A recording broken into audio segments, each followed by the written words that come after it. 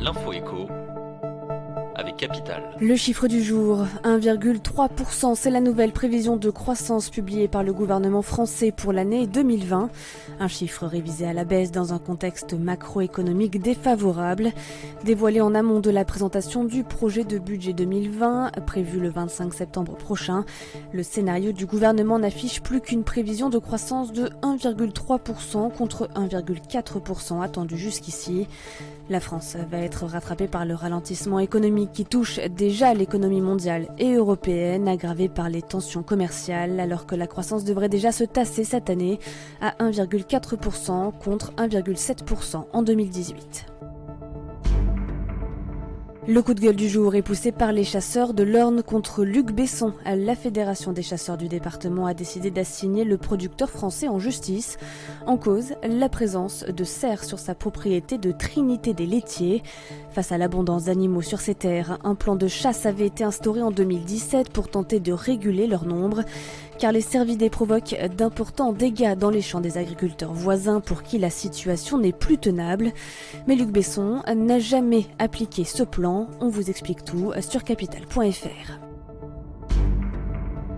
Une nuit dans un hôtel 5 étoiles à Damas, c'est ce que propose la société française Louvre Hôtel Group.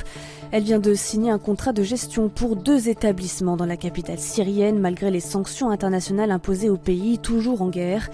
Avec cette annonce, la société devient le premier opérateur hôtelier occidental à s'établir en Syrie depuis 2011, début de la révolte contre le régime de Bachar al-Assad. Depuis le début de la guerre civile qui a fait plus de 370 000 morts, tout entrepreneur en relation avec des personnalités et des entreprises liées au régime syrien s'expose à des sanctions européennes et américaines.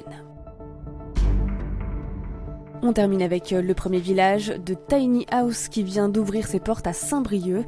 Depuis la fin du mois d'août, 5 petites maisons ont ainsi été installées derrière une résidence universitaire sur la commune située en Bretagne sur un terrain de 3500 m². Ces tiny house sont occupées par des étudiants ou de jeunes actifs. Les maisons mesurent en moyenne 2,50 m de large et 4 m de haut pour une surface de 18 m².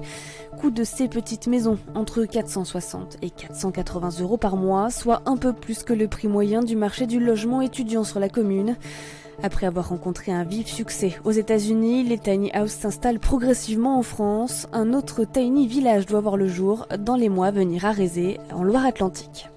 C'était l'info écho avec Capital.